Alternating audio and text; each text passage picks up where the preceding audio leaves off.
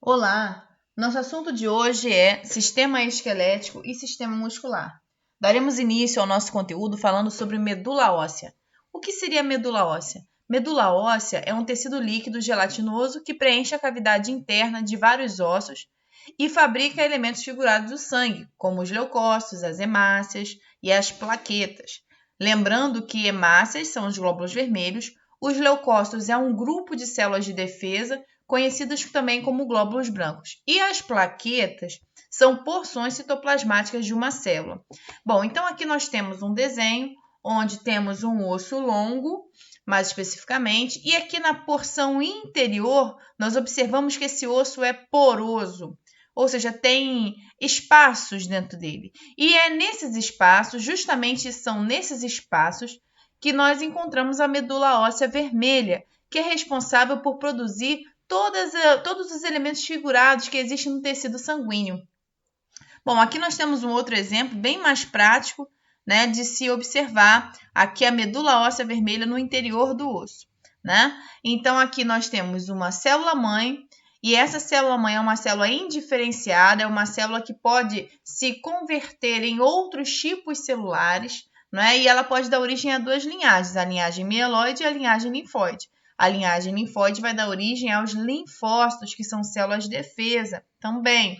E a linhagem mieloide pode dar origem aos neutrófilos, que também são células de defesa, a plaquetas, que são partes do citoplasma de uma célula chamada megacariócito, e as hemácias, que são células, quando na idade adulta, anucleadas. Por isso que tem essa ligeira profundidade aqui, que esse espaço antigamente era preenchido pelo núcleo. Bom, e aqui nós temos um desenho falando sobre a transfusão de medula óssea, né? Nós temos aqui a extração de medula óssea do corpo do doador, né? Eles introduzem uma seringa, aspiram a medula óssea, que é esse fluido meio que gelatinoso, tratam esse fluido que foi retirado do doador, depois inserem esse fluido no indivíduo que o receberá, né? No receptor. É óbvio que a doação, ela precisa ser feita de forma que não agrida o doador. Então, eles escolhem essa porção aqui do corpo desse indivíduo, que chama-se crista ilíaca, e extraem daqui a medula óssea vermelha. Por que daqui especificamente? Porque os outros locais, eles podem oferecer risco, como, por exemplo, a coluna vertebral, né? Como, por exemplo, as costelas, os ossos do crânio, né, o fêmur. Essas regiões elas apresentam estruturas delicadas que, se afetadas pela punção, né, podem causar danos ao doador. Óbvio também que o doador tem que ter compatibilidade com o receptor e vice-versa, ok? Então, vamos falar agora mais especificamente sobre os ossos e o esqueleto. Então, o que seriam os ossos? O que eles fazem? Eles constituem um tecido vivo que forma o esqueleto. Isso é bem interessante porque quando a gente olha uma estrutura óssea, a gente tende a imaginar que ele não é construído de células vivas, porque é rígido. Mas isso não é verdade, né? A estrutura óssea, ele é um tecido vivo. O osso é um órgão construído por células vivas, que tem uma atividade metabólica menor em relação a outros tecidos, como, por exemplo, o muscular. Mas é um tecido vivo. E o conjunto dessas estruturas ósseas forma o quê? Forma o esqueleto. Nós temos algumas células, que inclusive já falamos sobre elas no 7º ano, que seriam os osteoblastos, osteoclastos e osteócitos. São as células que participam da formação do tecido ósseo. Esqueleto atribui forma ao corpo. Por exemplo, por que o seu corpo tem a forma que tem? Né? Ele tem a forma que tem porque tem uma estrutura óssea, né? E a pele, os músculos seguem essa estrutura óssea. Tanto é que quando você tem uma fratura, a parte que você fraturou, ela fica com uma forma irregular. Por exemplo, se você tiver uma lesão no crânio, né? Se você tiver uma quebra dos ossos do crânio, a sua cabeça já não vai ter mais a mesma forma, porque a pele acompanha o osso, não é? Ela protege, essa estrutura que é o esqueleto, protege os órgãos. Por exemplo, a caixa torácica protege o pulmão, né? O crânio protege o encéfalo, então tem uma função de proteção. E por isso que ele também é rígido, né? Proporciona um sistema de alavancas, ou seja, para você locomover, para você correr, Você só consegue fazer essas coisas porque os músculos estão fixados nos ossos. E a partir do momento que esses músculos contraem e relaxam, mobilizam a estrutura óssea. Então, os músculos têm os ossos como apoio, mais especificamente a musculatura estriada esquelética. Bom, locomoção. A locomoção ela se dá pela integração entre o sistema nervoso, os ossos e os músculos, não é? Então, o sistema nervoso ordena a movimentação, mesmo que às vezes você não pense exatamente o passo a passo dessa movimentação. Por exemplo, no andar, você não vai pensar como você vai executar o andar, porque isso já foi aprendido, vamos dizer assim, já vai no automático. Os ossos, porque os músculos estão inseridos nos ossos. E tem os ossos como uma estrutura de suporte, né? De apoio. E aí, então, o conjunto desses três elementos promove a locomoção. Vamos falar agora sobre o esqueleto humano. O esqueleto humano é dividido em apendicular e axial. O apendicular são aqueles que estão relacionados aos membros inferiores e membros superiores. E o axial, é aquele relacionado aos ossos do crânio, coluna vertebral, né, as costelas, né, como nós vemos aqui, também bem ressaltado. Então, o esqueleto apendicular, que a gente lembra dos apêndices, né, membros inferiores e superiores, e o esqueleto axial em azul aqui, por exemplo. Vamos estudar agora mais detalhadamente essas estruturas. Por exemplo, aqui, ossos do crânio, nós temos o osso frontal, o parietal, o temporal, o esfenoide, os nasais, aí o lacrimal, o zigomático, concha nasal, né? A maxila, mandíbula. Esses são os ossos do crânio, temporal, occipital na parte posterior, né? Aqui você vê o crânio de frente e o crânio lateralizado. Há uma coisa também interessante que vale ressaltar, que quando se é um bebê, essas suturas, né, que é a sutura frontal, sagital e lambidoide, elas não estão completas, porque esses ossos, a criança quando nasce, não nasce com os ossos desse tamanho. Esses ossos são menores e entre eles existe cartilagem, que a gente conhece como a moleira, né? E isso é importante porque na hora do parto, por conta da presença da cartilagem, é possível ter uma redução do diâmetro do crânio do neném, né? E aí, então, o neném passa. E depois, conforme vai passando o tempo, o tecido cartilaginoso que existe entre essas estruturas ósseas vão dando lugar ao tecido ósseo, até que esse tecido ósseo, né, completa o seu crescimento e aí a estrutura óssea se funde a uma outra. Por exemplo, frontal se une ao parietal, formando essa sutura, né, que é a sutura frontal. Os dois ossos parietais, que tem um de um lado e outro do outro, se fundem formando a sutura longitudinal. Né? E aqui, no caso, o parietal com o occipital se une formando a sutura lambidoide. Bom, aqui nós temos os ossos do tronco, né? Nós temos aqui as costelas, né? Nós temos o externo, logo abaixo fica o coração, né? A coluna vertebral atrás, na região posterior. Então, na região anterior, externo, costelas. Região posterior, coluna vertebral. Né? Aqui nós temos os ossos pélvicos, né? Que no caso seria ilho, isco e pubis. Né? E essa estrutura, o conjunto, forma a cintura pélvica, que a gente conhece como bacia. Bom, olhando aqui para cima, nós temos a clavícula e a escápula, que forma a cintura escapular. Clavícula é aquele osso que forma a saboneteira, que a gente conhece como saboneteira. E a escápula é a estrutura óssea meio triangular que fica nas costas, que quando você mexe o braço dá para você observar. Bom, aqui nós temos a coluna vertebral, nós temos as vértebras cervicais, dorsais, lombares, sacral e coxígena, né? Vamos detalhar um pouquinho aí. Então, nós temos 7 vértebras cervicais, 12 torácicas, 5 lombares, a sacro e o cóccix. E eles se dispõem assim, né, ao longo da coluna vertebral. Bom, se você observar, cada vértebra vai ter um forame vertebral. O corpo da vértebra vai variar de acordo com o seu posicionamento. Por exemplo, quanto mais próximo da base, quanto mais próximo dos membros inferiores, mais espesso será o corpo celular. Quanto mais próximo ao crânio, maior será o forame vertebral. Por quê? Para que aqui no forame vertebral se passe a medula espinhal, que faz parte do sistema nervoso central, junto com o encéfalo, que fica lá dentro do crânio. Ok? Então, por aqui passa, né, a medula espinhal, que no caso vai ao longo de toda a coluna vertebral. Né? E é ela que libera os estímulos, né, para que se tenham as movimentações e capta também os estímulos que foram percebidos pelo sistema sensorial. Né? Bom, aqui entre as vértebras nós observamos que existe o disco intervertebral. Então, entre as vértebras nós temos discos intervertebrais. Por que existem discos intervertebrais? Porque se existisse, vamos dizer, atrito entre os ossos, nós sentiríamos muita dor. Por quê?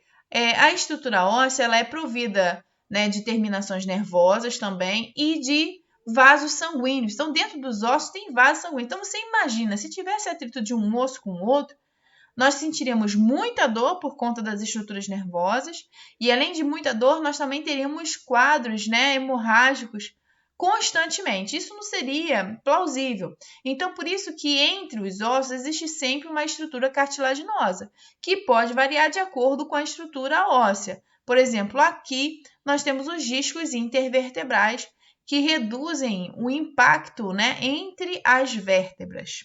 Funcionam como amortecedores.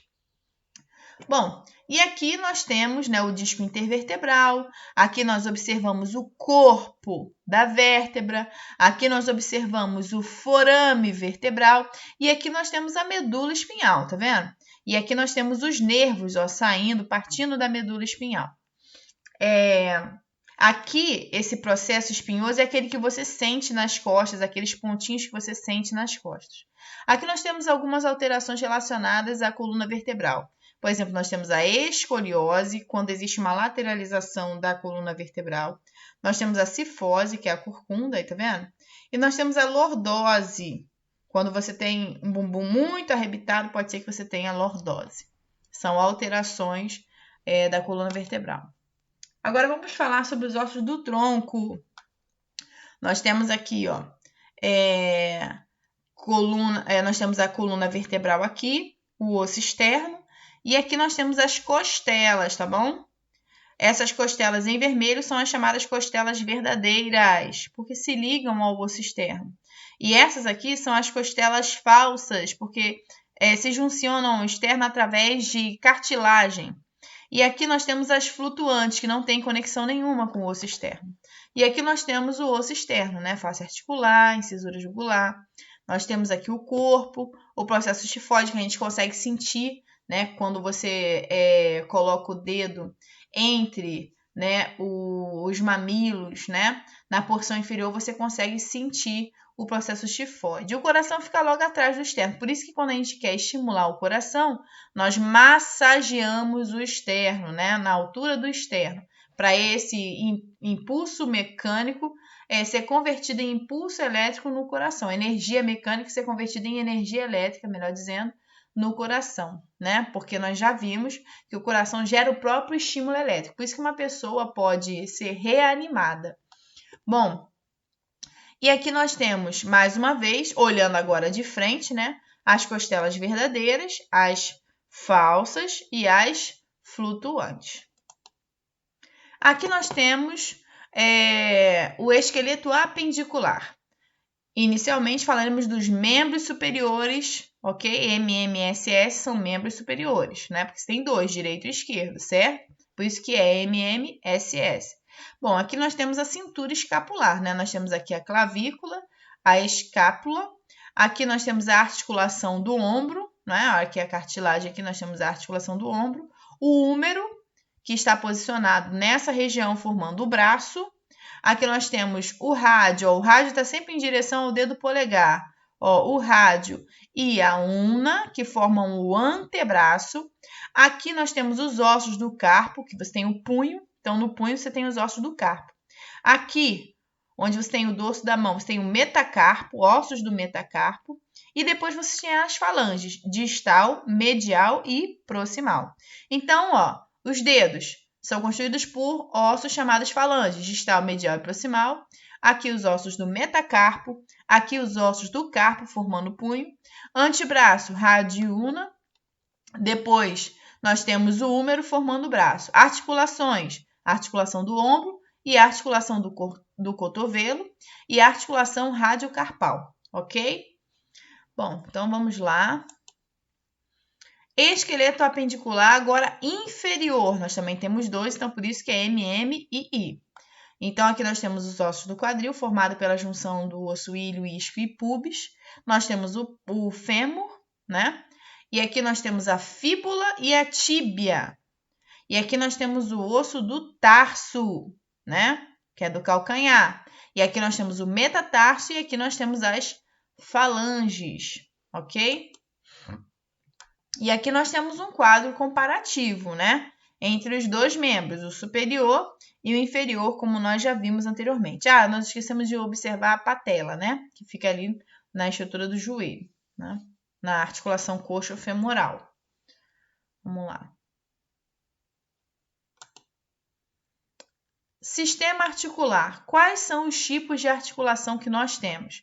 Ela pode ser fibrosa, quando não existe nenhum tipo de mobilidade, como, por exemplo, os ossos do crânio. Tá vendo? A sutura frontal, sagital e lambidoide. Nós temos a estrutura, né? A articulação cartilaginosa, que você tem uma certa mobilidade. Tá vendo aqui? Ó, nós temos a cartilagem, como, por exemplo, lá na sínfise púbica, lá na bacia, que você chama de bacia, né? Que é a cintura pélvica. E aqui nós temos as articulações sinoviais, que são aquelas banhadas pelo líquido chamado sinóvia, ou líquido sinovial, ok? Como, por exemplo, a articulação do quadril também. Sistema muscular. Conjunto de músculos que nos permite a movimentação do esqueleto, como a gente já comentou, né? Produção de calor, porque quando o músculo contrai e relaxa, ele tem que transformar a glicose que você obteve na alimentação em ATP, que é uma molécula menor de energia que o corpo consegue usar. Mas toda vez que ele faz essa transformação, toda vez que a célula converte glicose em ATP para poder usufruir da energia da molécula de glicose, parte da energia da molécula de glicose, como eu já disse para vocês, é perdida na forma de temperatura. Por isso que quando você corre ou faz uma atividade física, você fica com calor, mesmo estando no frio, porque o tempo inteiro você está convertendo aquele nutriente que você obteve na alimentação em energia. E toda vez que você faz isso, para contrair o músculo, relaxar, enfim, para fazer qualquer atividade, para pensar, você perde parte dessa energia da molécula de glicose na forma de temperatura. Bom, e também funciona como sustentação do corpo. Vamos falar sobre os tipos de músculo. Nós já vimos no ano passado, mas vamos rever. Nós temos o músculo esquelético, que é aquele fixado ao esqueleto. Então, esse aqui tem movimento voluntário, ou seja, você controla, né? E rápido. Músculo estriado cardíaco é aquele que fica no coração. Você não controla, é musculatura involuntária. Movimento forte e rápido. E a musculatura lisa, que é aquele que você não controla. Aquele que forma, por exemplo, o tubo digestório, né? Que faz aqueles movimentos peristálticos que impulsionam o alimento sempre da direção de cima para baixo, né? E aqui nós temos uma representação, ó, músculo estriado esquelético. Lembrando que o músculo estriado esquelético ele se fixa ao osso através dos tendões, né? Então, o músculo ele tem duas porções, aqui chamada de ventre e aqui chamada de tendões. E ele se fixa ao osso através dos tendões. Músculo estriado cardíaco, né, que forma o coração. E o músculo liso, ó, que compõe o tubo digestório. E aqui vai a nossa mensagem de hoje. Não tema o fracasso. Tenha medo, sim, de não lutar por aquilo que acredita. Um beijo, até a próxima.